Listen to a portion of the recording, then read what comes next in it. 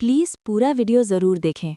एक छोटे से रेगिस्तानी शहर में याह्या नाम का एक ईमानदार और मेहनती युवक रहता था, जो हसन नाम के एक बुजुर्ग की अनाज की दुकान पर काम करता था और हर दिन फज्र की नमाज से अपनी ज़िंदगी की शुरुआत करता था। याह्या गरीब था, उसकी माँ बीमार रहती थीं और घर में अक्सर तंगी रहती थी।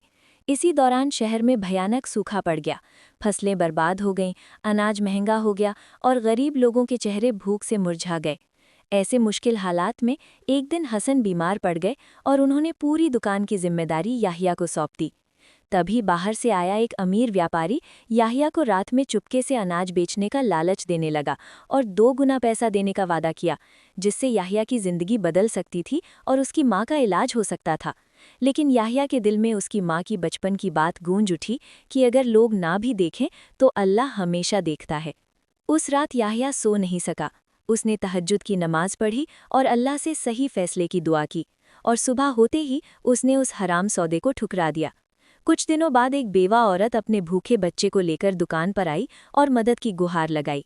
याह्या का दिल पसीज गया और उसने अल्लाह की रज़ा के लिए थोड़ा सा अनाज उसे दे दिया और सिर्फ दुआ की दरख्वास्त की। उसी दिन हसन अचानक लौट आए और याह्या ने पूरी सच्चाई उनके सामने रख दी। उसे डर था कि शायद नौकरी चली जाएगी, लेकिन हसन की आंखों में आंसू आ गए और उन्होंने याह्या को गले लगाकर कहा कि ईमानदारी ही सबसे बड़ा खजाना है, और उस बेवा की दुआ पूरी रात उसके लिए उठी थी। कुछ ही दिनों में अल्लाह की रहमत से जोरदार बारिश हुई, सूखा खत्म हो गया, कारोबार फिर से चल पड़ा। याह्या की माँ सेहतमंद हो गई और हसन ने याह्या को अपने कारोबार में साझेदार बना लिया।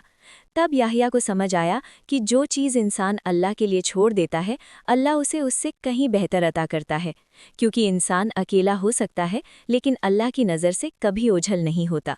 प्लीज़ इस पैगाम को आगे बढ़ाने के लिए वीडियो को लाइक करें, शेयर करें और चैनल को सब्सक्राइब करें।